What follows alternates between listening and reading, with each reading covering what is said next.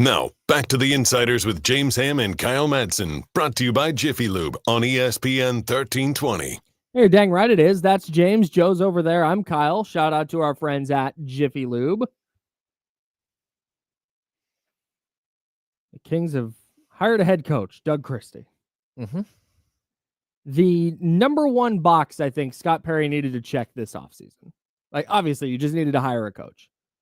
I think getting it done. So I'm a little bit stuck in the middle because I feel like I'm talking out of both sides of my mouth here.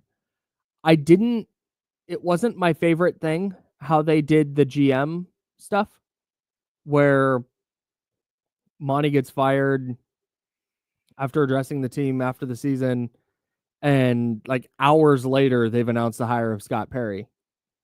That that rubbed me the wrong way a little bit. Yeah. But at the same time, I think it's a good thing that they got the Doug Christie stuff out of the way and that they avoided they're interviewing this coach and they're interviewing this coach and this coach was seen in Sacramento, and instead of dragging this out for 3 weeks, they knew what guy they wanted to land on and they just got there. Yeah. I mean, look, not everyone's going to be comfortable with this. Not everybody's going to be A-okay. And, I want to bring up someone in the chat that, Ivan, I don't mind Doug being the coach. What I don't like is being lied to, that you needed a week to make a coaching search when you were just going to hire Doug anyways. The Kings never said that they were going to do an exhaustive coaching search. What Scott Perry said is he was going to mull over the decision and figure out, and he'd have an answer for us what he's going to do with the coach. He said within about a week. In about a week. And it was 6 days. Yeah, it's about a week. Yeah, I don't think he lied to anybody. He didn't say, he did say, I've had a bunch of phone calls coming in, and this is a desirable job. But outside of that, I don't know that he made any claim that he was going to do an exhaustive search. Yeah, I think his exact phrase was, I'm going to talk to some people. Mm-hmm. And I took that more as he's going to talk to people in the building, and he's going to talk to maybe players or assistant coaches or whatever it was, or just confirming, hey, there are former head coaches who are down to be on a coaching staff as an assistant. I didn't take it as they were going to do some exhaustive search. And if they had, cool. But to me, I think that there was, how do I want to say this? It feels like Doug had the inside track the entire time. Of course. So I personally don't feel like they were ever like veiled or lying and dishonest about it. Yeah. Yeah, I'll say this too. Deceiving was the word I was looking for. Okay. There are coaches who get jobs every summer in the NBA, and so many of them flame out. They just don't make any sense. Like, first of all, Doug Christie has had a 15-year NBA playing career, 14-year, 15-year playing career. Mm-hmm. After that, he trained young athletes. He hasn't left the game. He came back and he started doing television, I don't know, 2015, 2016, right around there. He worked his way up to being the front guy, on the broadcast as the analyst.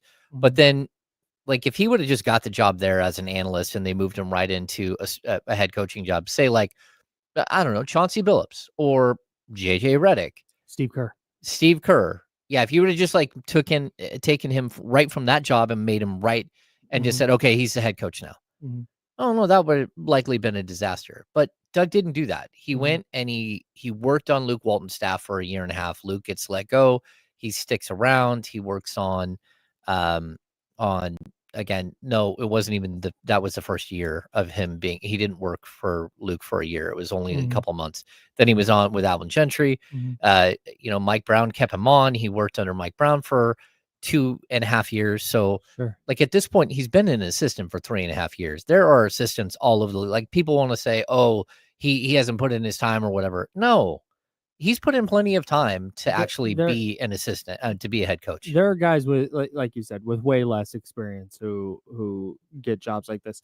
I think if I'm I'm fine with the hire in a vacuum. They just got to do the right stuff now moving forward. The other thing that worries me though is that I would like to know what their definition of like this is the guy. Is it because he went 3 games over 500 last season and they went, wow, how impressive? Or is it this guy's Q rating is super high, and if we hire anyone else, people aren't going to like that person, so we're going to take this offseason win and we're going to hire Doug?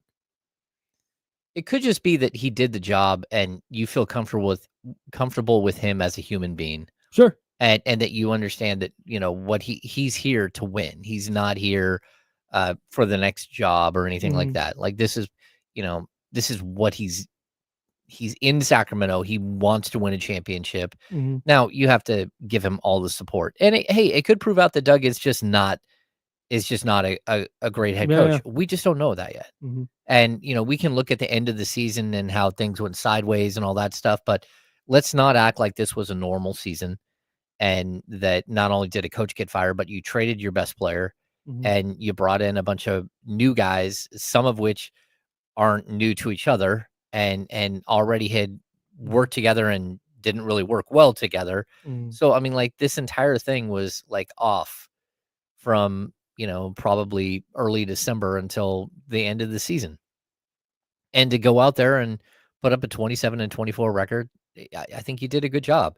And on top of that, not only did you have a guy who's an assistant for 3.5 years, but then he's been a head coach for 51 games. And so he has learned on the fly. He did. Hope so. You would at least hope so, right? And you understand he gained experience by that last half of the season. On top of that, he did it without 2 assistant coaches because he lost not only himself as an assistant, but on top of that, Luke Laux left.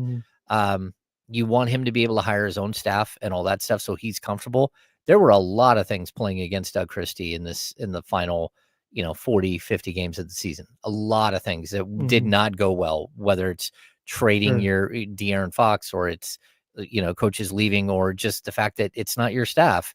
And the fact that he still was able to survive and put up a 27-24 record. No, they did not play well in a play-in game at all. Yeah. And were there other games where they just embarrassed everybody? Yeah, there were. But like name a Kings team that didn't do that.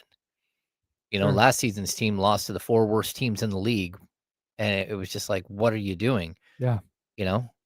So yeah, it's an interesting experiment, but everything's always interesting in Sacramento. I'd be so interested to know what the expectation is internally now. Is the expectation, because I think the expectation internally this year was that the Kings would make the playoffs. And I'm so interested to know, that's the goal for every team, to be sure. Every team, the Charlotte Hornets are going to go into training camp next year going, our goal is to make the playoffs. That's the goal. Now, does everybody look around and go, "Ooh, this team's not making the playoffs"? Yeah, maybe. But they're going to tell you that's your goal. I'm wondering what the internal expectation is. Where, and again, this goes back a little bit to if they trade for Giannis, then obviously the expectation changes dramatically.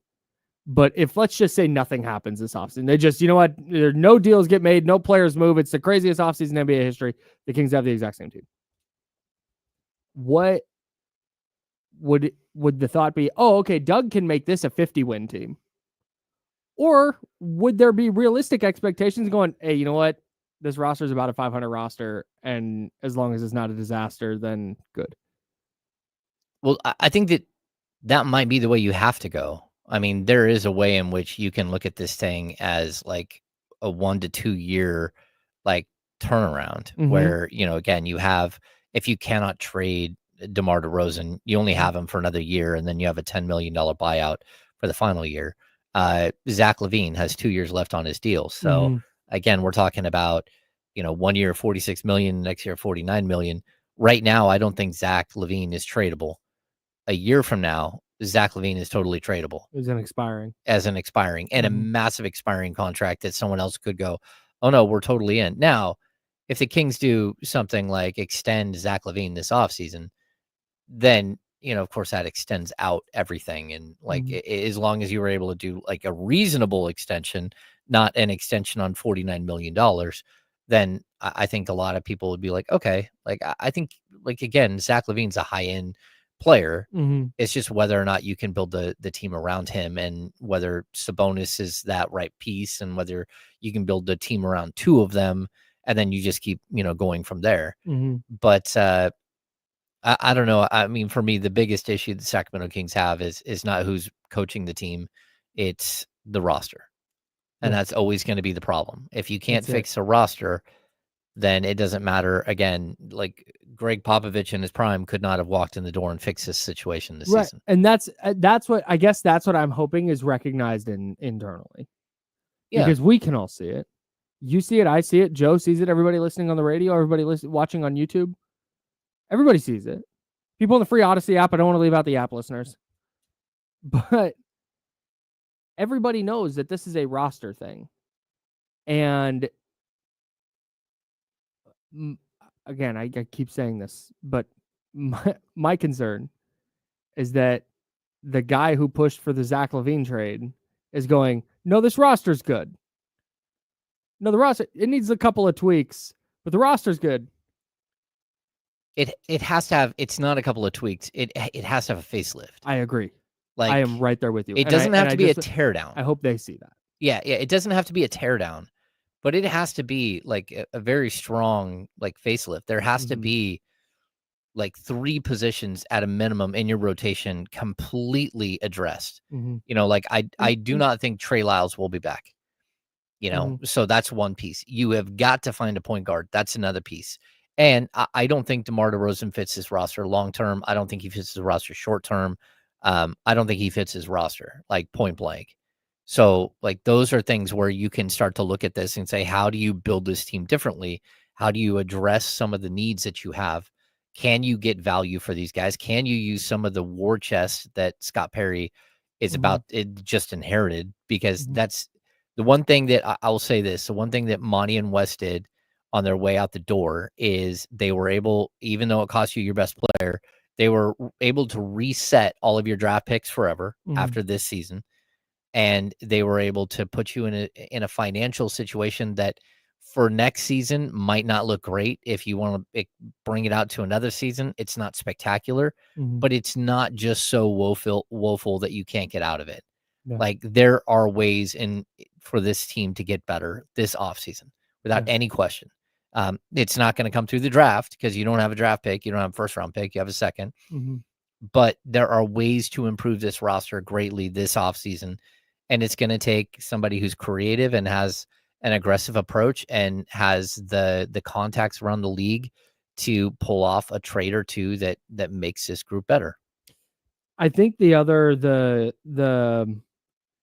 1A to the roster thing, the 1B of the roster, the 1A to that is when you're making the moves you're talking about. If it's Trey Lyles leaving, if it's moving DeMar DeRozan, if it's whatever it is, pick a move and whichever one's your favorite, use that one. That has to be with a direction in mind for what the roster and the team is going to look like. It can't just be. I understand what you're saying. DeMar DeRozan is a fit on this roster. You watch like the Rockets, and you're like, hey, they could really use DeMar DeRozan. You watch the Magic, you're like, man, they could use DeMar. But I think what they need to be doing, Scott Perry and Doug Christie together, is let's say they move DeMar DeRozan. It's like, okay, for what? And making sure that whatever they're getting back is working toward whatever direction and whatever vision they have for the roster. No, that's what it has to be. It can't just be, oh, let's just move DeMar just to move him. Like, no, that's he's still a valuable player. You can't just give him away for nothing just for the sake of giving him away. So that's kind of the or again, we keep picking DeMar because he's a movable asset, but that could be Domas, it could be Malik Monk, it could be Keegan Murray, it could be whoever. if you're moving somebody, there has to be a very specific return that sets you further down the path that you've chosen. It can't just be this aimless wandering into the woods and going, hopefully we run into a playoff spot. Yeah. That's not going to work. Well, no, I promise it's not going to work. Well, and just like I view DeMar DeRozan in a very similar way that I view Davion Mitchell. They're both really good players. They just don't fit the system that you have. And you brought him in thinking you might be able to integrate him and do some different. That didn't work at all. Like DeMar is who he is. At 16 years in the league, he is who he is. You can't ask somebody to be different. Yeah. Did he shoot more threes? Sure, he shot more threes. That's not the problem. No. So you have to go out and build a team that is cohesive and makes sense. It's real basic. Yeah. And that's where, again, if there is meddling, if there is someone pushing, saying, hey, you got to go sign this guy so we can walk him out at the California Classic, all that stuff, that's fine. But that's not how you win, and that's not how you build a legacy. And that's actually not fine. If you're Scott Perry. Well, I mean, if you're just going to go through the motions and you're not going to do anything that's proactive, I mean, to me, that was a reactive move, the DeMar DeRozan signing. But it was because no one was proactive before that. Yes. And at some point, like, you have to be proactive and go out there and get the right pieces. It's like you go get a guy like Jake LaRavia, and everyone in the world's like, look how much different the Kings look when they have 2 6'8" guys flying around and Keegan Murray and Jake LaRavia. Just think if you had 3 of them or 4 of them, like every other team in the NBA. Right. Had 3 or 4 of them, and 1 or 2 of those guys are all-star level players. Yeah. Now all of a sudden you're cooking with gas. Like that's right. And so hopefully they pick that direction, and hopefully the other reason, just while we're on the DeMar thing, the other reason I personally brought DeMar DeRozan up is the fit, but I also think he's going to want out. I don't know what motivation he would have to continue playing basketball here if his goal is to win a championship in his next couple of years. Yeah, but I don't think we're ever going to get that. You don't think he would ask out? I don't think at this point in his career it behooves anyone for him to ask out. I think it's more of a, hey, you want out? And it's like, yeah, I want out. And it's like, okay, we'll find you a spot. Okay. Well, and let's not go play this thing in the media. Yeah, I don't know. It doesn't have to be a knockdown drag out in the media, but it wouldn't shock me if when Scott Perry has his chat with DeMar, like he said he's going to have with all the players, that DeMar's like, yeah, if we could find a different solution to next season, it wouldn't shock me at all. Yeah. Even if it's kept private. All right. We'll have more on this. The Sacramento Kings have hired Doug Christie as their head coach. We'll get some potential